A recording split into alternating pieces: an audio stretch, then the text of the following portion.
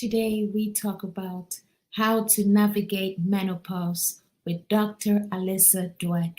Now, before I do a quick introduction of Dr. Dweck, I just wanted to remind you that I wanted to share, rather, that my newest book, The Spelling King, which is a motivational book about a young boy who liked to spell, is out there in the universe. Yes, yes, yes. It's everywhere books are sold, so find it. Thank you so much for your support. Dr. Dweck, I was so impressed. It looks like I'm telling you this every week that I'm impressed with our guests, but she reached out to us and she's a practicing gynecologist and chief medical officer of Bonafide. She is an OBGYN. She's been practicing for over 25 years with a special interest in menopausal health and training in female sexual health. Dr. Dweck is the co-author of 3 books and has appeared on the Today Show and Good Day LA. She contributes regularly to multiple print and online media outlets. Guess what, guys? She has been voted top doctor in New York Magazine and Westchester Magazine. When Dr. Dweck is not helping women improve their health, she enjoys time with her husband, 2 sons, and girly English bulldog. She is an avid runner and sports car enthusiast. Wow, she is pretty active, isn't she? I can't wait for you all to get to hear from her. And as I said earlier, we are going to be talking about how to navigate menopause. So if you have your notepads, pull that out, get your pens and your pencils. You're probably going to take some notes today. And for our younger audience, you can tell your parents about this show. You may have to step aside today. I can't wait to learn from Dr. Dweck. As always, I am your hostess with the mostest, Margie Marge. Welcome to Humanity Jazz.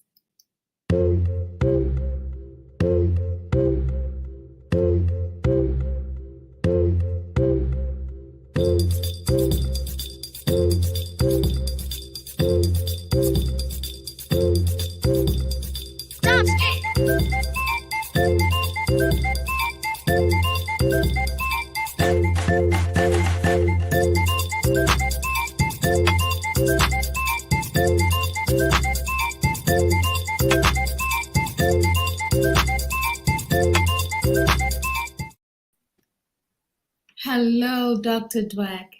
Hello. Thank you, Margie Marge, for that lovely introduction.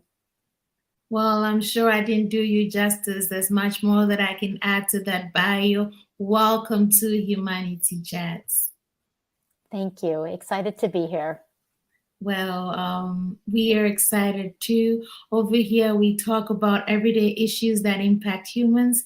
And, I think I have my little notepad out to make sure that I don't miss the nuggets that you're going to share today.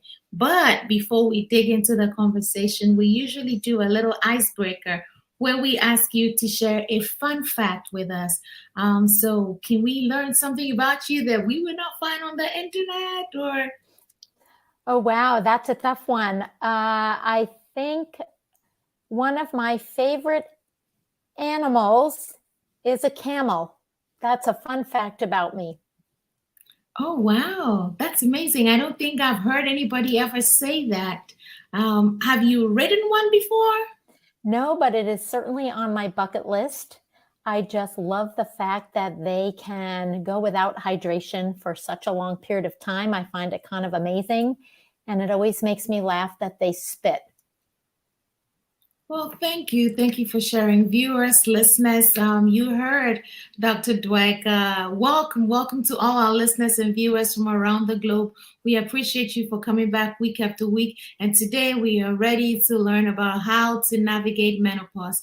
Now, Dr. Dweck, I have tons of questions for you. I had some notes that I actually wrote. But would you want to explain what menopause is to us? I know that most people think that menopause is when they stop having their period, but is there any additional information that we need to know about menopause or perimenopause? Of course. So I think it's actually quite a source of confusion, the real definition of menopause. So the definition is essentially 12 consecutive months without menstruating for no other reason. And this typically occurs after the age of 40. Perimenopause, on the other hand, are those years leading up to menopause when your hormone levels really start to become quite volatile. Whereas menopause, those 12 consecutive months without bleeding, really signifies the end of your ability to reproduce, and estrogen levels, of course, are dropped significantly. So during perimenopause, are your estrogen levels still up or does it drop then too? Yeah, it's such a good question because actually it's quite volatile. And this is why we don't typically use blood estrogen or estradiol levels to diagnose perimenopause or menopause, because those levels can fluctuate from day to day. In other words, during the perimenopausal years, getting a blood test is just a quick window in time. And if you check again a week or a month later, the level really may be quite different. And this is because ovulation is occurring irregularly and unpredictably. And that, of course, is going to influence hormone levels. So you could have a high FSH one time and have a lower one another time. Is that what you're saying? Yes, and you also could have an elevated estradiol level or estrogen, the type that we typically measure, or a low level, but it's not diagnostic of menopause because it may fluctuate for quite some time. So about how many years does that fluctuate when you're in perimenopause? Perimenopause is quite variable. It probably average 4 to 8 years is what's typically mentioned. Some people will notice symptoms even earlier, but not necessarily recognize what's happening to them because there's a little bit of a disconnect 4 or 8 years before actual menopause and some of the symptoms that might be occurring. Predominantly irregular bleeding during perimenopause. Well, thank you for sharing. Viewers, listeners, if your cycle is kind of changing on you, this is the time to listen. This is the time to also make your appointment to go see your OBGYN. My next question is, what do menopausal women need? It's such a different experience for different people, and I think we really have to have an appreciation for that. But many, many women, aside from having irregular cycles or unusual bleeding habits just before menopause, will also experience that iconic symptom of hot flashes and night sweats. And what does this mean? This means that essentially, due to low estrogen levels, some people may really experience this overwhelming feeling of heat, like they're a furnace. The heat will start from the chest, rise up. Some women get beet red on their face, and then the waterworks start and perspiration occurs. And this can happen occasionally, constantly, intermittently, day or night. Some people find these to be incapacitating and can't get through their day-to-day activities as a result of these symptoms. Others just consider it a little blip in the road and it's not so uncomfortable. But luckily, we do have ways to manage this if symptoms are distressing.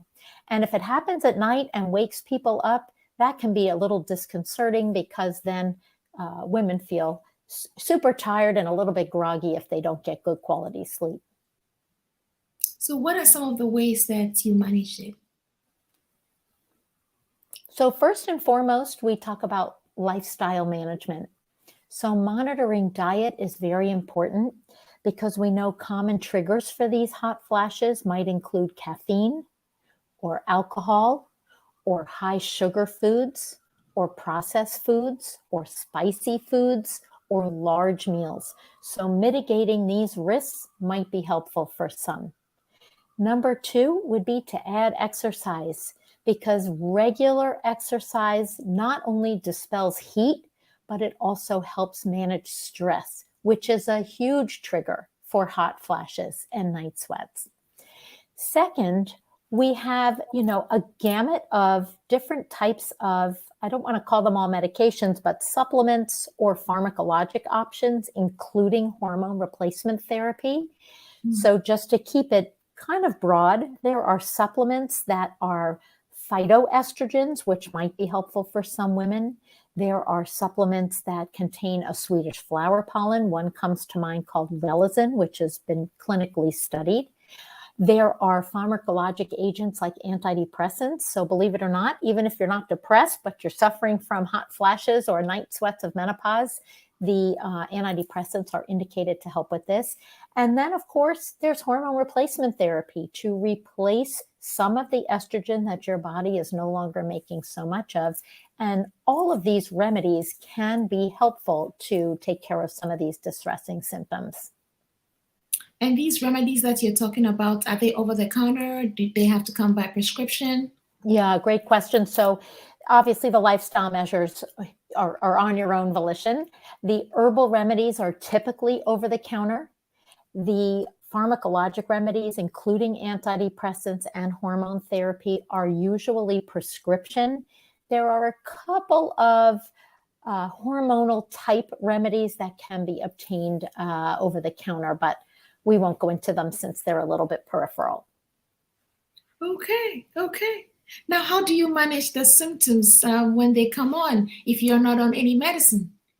Well, not everybody is going to be suffering equally. So you're going to have some people traversing perimenopause and menopause who really don't notice symptoms. The symptoms are not disruptive in their day-to-day lives, don't alter their productivity.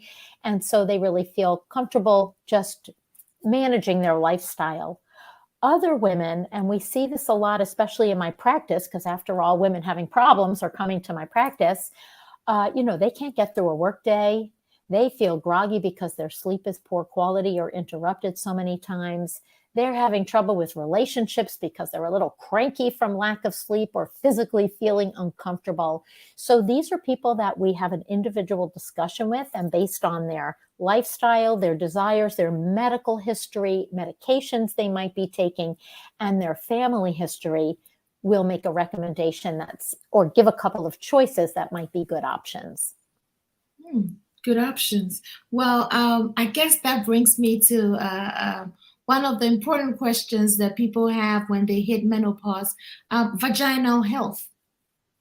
Yes, and I speak vagina, so let's talk about vaginal health. So, one thing that low estrogen really can lead to is an all-encompassing symptom of dryness. It's almost like an awareness of the vaginal and vulvar areas that's not a good awareness. Many will complain of difficulty or even pain during sexual intimacy because of these symptoms of dryness due to low estrogen.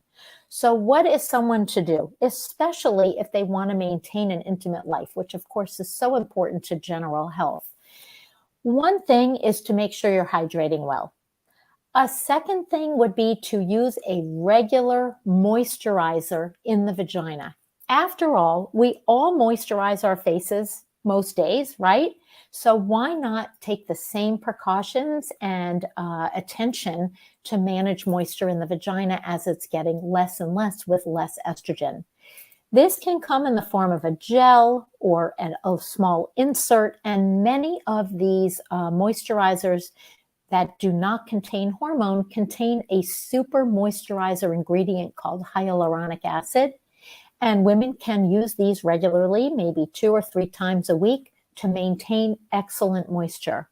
Some women choose to use vaginal estrogen, which comes either as a cream or a little tablet or a ring even, in order to maintain vaginal moisture. And then in addition to this, during intimacy, a lubricant can be really a wonderful tool to prevent discomfort due to dryness. So moisturizers or estrogen and lubricants can be a girl's best friend when it comes to this symptom. So lubricants like a KY gel. Yes, I mean, I don't normally tout different brands, but KY Jelly is super popular and comes in various varieties. There's one called Uberlube, which is one of my favorites. This is a medical grade silicone and vitamin E, so it doesn't have a lot of chemicals in it. And believe it or not, Margie, the coconut oil is incredibly popular for this purpose. So those who kind of want to stay more on the natural front might turn to coconut oil. How about shea butter? Yes, I've seen moisturizers that have shea butter. Again, this is all such individual preference. I have some patients who absolutely hate using a gel because, what goes up must come down and it can get a little bit messy. But I have others who are fine with that, and then some who prefer inserts. I will say the hyaluronic acid ingredient is all the rage right now. Reverie, which is a little teeny insert that goes in the vagina, is made with hyaluronic acid. And this is one that I favor because I know so much about it. Now, tell me about Bonafide. Yeah. So Bonafide is a health company for women's health, specifically for menopausal issues. And they are really on the mission to use either nutritional supplements or natural supplements that are non-hormonal in nature, because after all, there are many, many women who really can't use hormone therapy in any shape or form, or who just want to stay away from that. So Bonafide has really done a lot of research clinically to support the products that they put out for menopausal symptoms. So for example, Reverie, which I just mentioned, is a Bonafide product. And this is that hyaluronic insert used for vaginal dryness and uncomfortable intimacy. So, what you're saying is for those that do not want to get on the hormone therapy, that is another option for them? Yes, it's great in a gynecologic practice to have many options for women who are suffering with different symptoms. And again, I have a big population of patients with breast cancer, or, women who have had uterus cancer, or women who might be prone to blood clot. These are women who can't take hormones. So I'm really happy that I have other options to provide for the various symptoms that they might have that are bothersome during menopause. I also have a big population of people who love their hormone therapy. And once they start, they will never come off. So it's really whichever is your cup of tea. So you cater to what the patient's needs. Yes, absolutely. My job is to provide options and education and use my best medical judgment to make recommendations if necessary. But there are options out there. And like I said, there are options even in between hormones and the supplements we've spoken about. So really, we can try to tailor a management program based on somebody's needs and wants. And you're out in the Northeast, right? I am in the Northeast, where it is literally winter today. So, but yes, I'm in the New York area, and so I love my patients here. They're very on top of their health and super thirsty for knowledge. So they teach me a couple things every day as well. That's great. Now, do you do any virtual consults across state lines for people that may want to reach out to you? I've been really lucky. If there was any sort of silver lining during the pandemic, is that we got really busy with telehealth. And at that time, the laws here in New York allowed us to cross state lines. This keeps changing. So based on, current laws, which I, of course, need to follow, there are some states that we're still allowed to provide telehealth with. And so if people want to learn more, I know you have in your bio, it said you have some books out there. Do your books go into how to navigate menopause as well? Yes, my latest book is called The Complete A to Z for Your V. And I think your audience can understand what V stands for. But yes, there are sections about menopause, about intimate health, about hormones, but it is a general gynecology book. So there's something for everybody. We always say, from 8 to 88, you'd have something in there that would be applicable to your health. And is that available where every book, you know what I'm trying to say? Available everywhere books are sold? Absolutely. Okay. So viewers, listeners, you heard Dr. Dweck. You could just put her name in Amazon or bookshop.org, Barnes and Noble, and find her books. If you enjoyed listening to her and you'd like to learn more, maybe you should grab one of her books. If you had to give 5 nuggets to a woman who is encountering menopause, what would you tell them tonight? Wow, 5 nuggets. Good. That affords me some good pearls. Number 1, be proactive.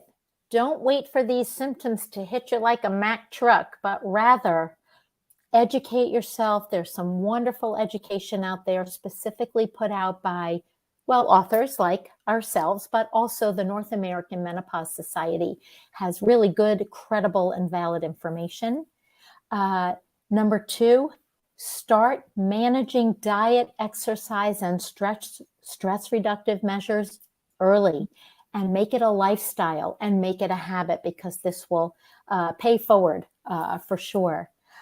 Consider options and get a great healthcare provider that you like and that you connect with in order to review your menopause or perimenopausal scenario. And make sure it's somebody who you feel comfortable speaking with, because some of these subjects are going to be very personal and individual. And keep your sexual life active if you're interested. Don't let pain get in the way, and don't let dryness get in the way. This is another thing that you can be proactive about. And I think that should be some good nuggets for you. Well, Dr. Dweck, you have shared very useful information with us. What advice would you have for the men who are supporting women who are going through menopause? I love this question, because actually Bonafide did a study to inquire about what women thought about what the men in their lives knew about menopause. And if there was one thing that we found, it's that women wanted the men in their lives to know even more. So for all you men out there, ask questions. Good communication is key. And hopefully the women in your lives will share their concerns, so that there's good communication going on and you're not in the dark. Well, man, you heard, ask. Communication is key.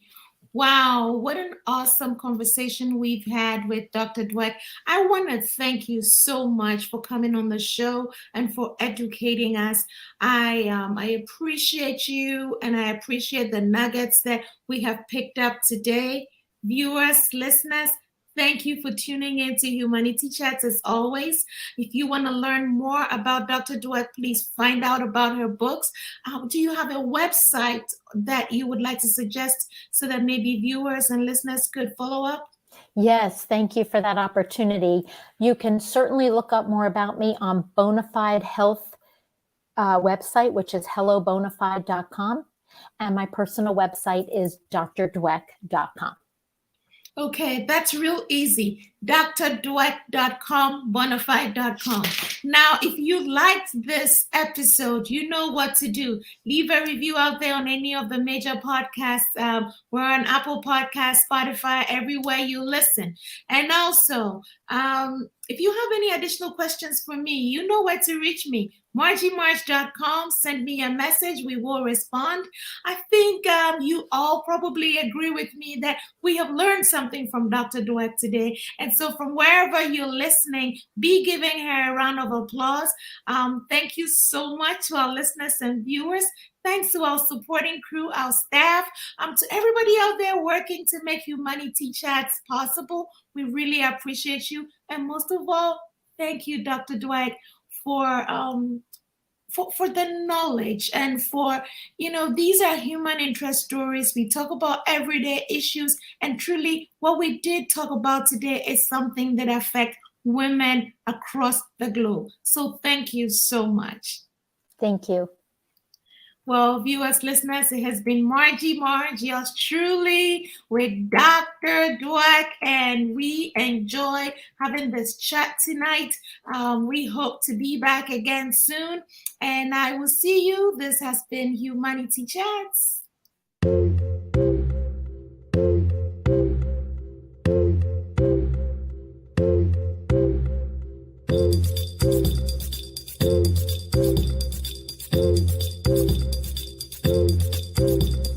Stop